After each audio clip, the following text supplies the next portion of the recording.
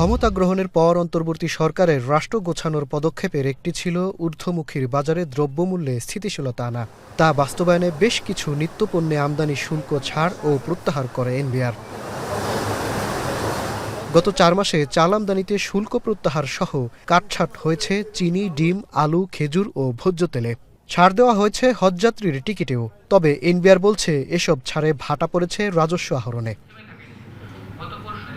সোমবার আগারগাঁও রাজস্ব ভবনে ভ্যাট সপ্তাহ উপলক্ষে সংবাদ সম্মেলনে এনবিআর চেয়ারম্যান বলেন, বাজার পরিস্থিতি নিয়ন্ত্রণে আসলে আবারও ভ্যাট শুল্ক যোগ হবে ছাড় দেওয়া পণ্যে। ব্যাপকভাবে কর ছাড় দিয়েছি এবং এর ফলে আমাদের আদায়ের পরিমাণ বেশ নেগেটিভ। এখান থেকে আমাদের উত্তরণ করতে হবে।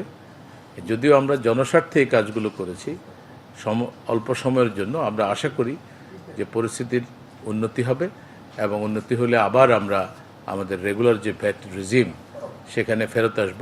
চলতি অর্থবছরে অক্টোবর মাস পর্যন্ত ১,৩২,০০০ কোটি টাকা রাজস্ব লক্ষ্যমাত্রার বিপরীতে আহরণ হয়েছে ১,০১,০০০ কোটি টাকা। ঘাটতি ৩০,০০০ কোটি টাকারও বেশি।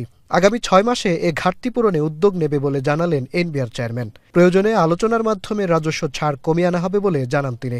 আমরা যদি ভিএটির যে ট্যাক্স নেটটা সম্প্রসারণ করতে পারি তাহলে আমরা আশা করি যে বাকি যে ৬ মাস আছে আমাদের প্রথম ৫ মাসের যে ঘাটতি নভেম্বর পর্যন্ত সেটা আমরা আপনাদের সকলের সহযোগিতায় এই ঘাটতিটা আমরা কভার করতে পারব।